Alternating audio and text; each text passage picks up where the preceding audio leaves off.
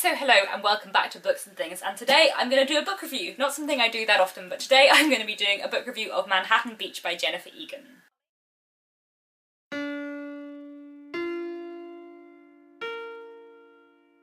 So I know that it is currently Victorian October and that the majority of videos on my channel at the moment are related to Victorian literature, but even though this is not a Victorian novel, I read this in the month of September and really enjoyed it, so I wanted to do a full review on my channel and talk about it today. This will be a spoiler-free review, so if you haven't read the book, no worries, I'm not going to spoil anything about the plot, just give an overview of the basic premise and what I enjoyed about it. Jennifer Egan is one of my favourite modern authors, and this is the third book by her that I have read. I have also previously read her short story collection Emerald City and her book A Visit from the Goon Squad, which is possibly a novel and possibly a collection of short stories. It is a series of interconnected short stories, which is one of my absolute favourite forms. Emerald City is probably my favourite short story collection of all time, and A Visit from the Goon Squad is a thoroughly brilliant book as well, so I was really excited to finally get to another book by her. This is her first historical fiction novel and it's just been published in the UK. This is a review copy which was very kindly sent to me by the publishers, Corsair, who are part of Little Brown. It is a historical fiction novel set in the 1930s and 40s in New York and looks at the American experience of the Great Depression and World War II, in particular following a young woman called Anna who works at the shipyard during the war. We find out a lot about how war worked while also finding out more about her family life and in part following her father Eddie and a man who her father used to work for, a gangster called Dexter Styles. There are many things that I loved about Manhattan Beach, and I am very sure that Jennifer Egan is well on her way to being one of my favourite contemporary authors. She's an author who I definitely would like to read everything by, although I'm only a little bit of the way through her work, but I really do enjoy her books very much. I think she writes wonderfully, and she is one of those authors that has that power to make me feel such intense emotion by just a few words, and then to make me tear up at small moments that I really feel I shouldn't be tearing up at, but somehow she writes so well that I do. The book is emotive and engaging, powerful and dramatic. It has a wonderful twisting and turning plot with a very engaging central character, and there are so many things about this that I thoroughly enjoyed. One of the things I loved about this, of course, was the fact that it was a historical fiction novel, and I think that the way Jennifer Egan deals with the historical setting and explores the issues that arise from this historical setting are absolutely wonderful. I love historical fiction, and for the most part I do read historical fiction set in the 19th century, which I know much more about than America during the 1930s and 40s, but despite that I do think you can tell how much research has gone into this and how accurate it must be. It feels right. Nothing feels out of place, nothing feels anachronistic. It was also really interesting to learn more about areas of the American involvement in World War II that I knew nothing about. For example, Anna ends up in a volunteer civilian diving squad who are taught how to dive so that they can do deep sea diving in order to repair ships underwater. This unusual aspect of the book was one of my favourite parts of it because it was really fascinating and just not something I'd ever known anything about, and was a really brilliant way of exploring a unique area of World War II that was not only fascinating but also lended itself to the exploration of many other issues. Anna is the only woman who volunteers to the civilian diving program.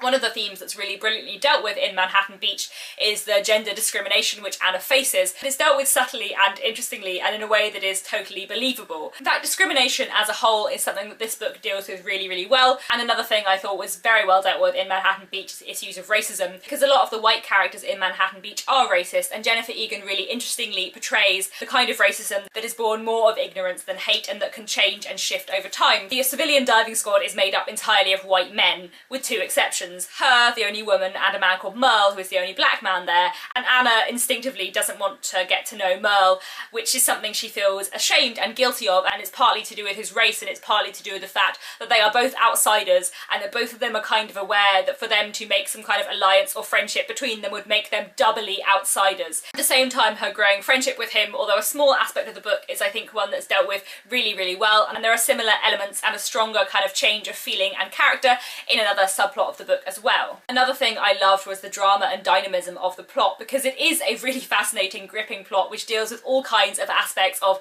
1930s and 40s America. There is so much excitement here, both in the kind of World War II plot, but also in the fact that quite a lot of the plot has to do with gangsters. And as I already said in my monthly wrap-up, I just don't think that many other authors could write about gangsters in a way that was so entirely uncliche and so entirely lacking in cheese. But the character of Dexter Styles, who is effectively a gangster, I don't know how else to describe him, is so wonderfully explored and so complicated and so thorough. You get such a proper look at his internal psychology, and it's so believable and complicated that he is one of the best characters in this book, and it makes him a fascinating character to follow and to examine, both in his relations to his family, to Anna, and also to the business structure within which he works. One of the things I love so much about Jennifer Egan in general is just how complex the psychology of her characters are. It's something I've noticed before in her short stories, and one of the reasons why Emerald City is my favourite short story collection of all time is that even in a very short space of time, she so deftly manages to fully capture particular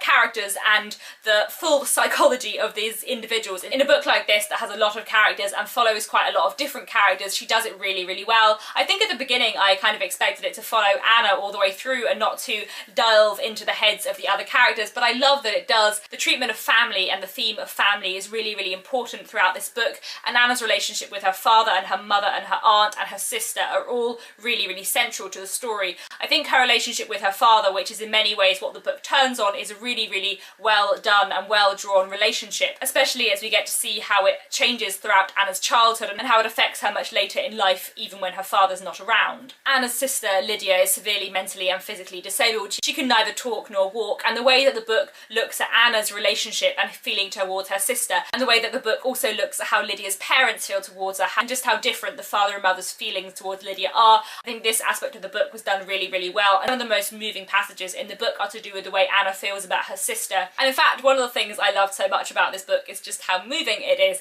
It is so thoroughly emotionally engaging, and like I said near the beginning of this video, I think Jennifer Egan is one of those writers that has the power to engage you so subtly yet so poignantly, to say little about what a character is feeling and somehow to make you understand completely what they are feeling. She writes with that precision that I so admire in writers like Emily St. John Mandel, and really on just like a sentence by sentence level, there is nothing I would change about this book because it is so deftly and beautifully written. Before I go, I did want to talk about one other aspect of Manhattan Beach, just fitting in with the general Victober theme of October. I read an article in The Guardian where Jennifer Egan was talking about how much she admires the Victorian novel as a form, and how glad she was to hear that her interviewer found Manhattan Beach in some way a little bit Victorian. And I found it a little bit Victorian, which is probably one of the reasons why I loved it so much. Obviously it is set in 1930s and 40s America, not the Victorian period, but in form and structure it is a little bit like a Victorian book. It follows a lot of different characters, and Anna as a heroine has a lot in common with a typical Victorian heroine. She is a 19-year-old woman who is struggling between her duty to her family and her duty to herself. It is a book about family and class and gender and grief, four things incredibly important to a lot of Victorian novels. In form and structure we follow a lot of different characters, and we see inside the heads of so many different people, often swapping seamlessly within a chapter from one person's perspective to another. It deals with issues of reputation and growing up, and all the barriers and obstacles that sometimes people can find against them in their desire to fulfill their ambitions. There is a lot in tone and style about this that is a little bit Victorian, and it has that lovely Victorian balance that I love between brilliant writing and interesting characters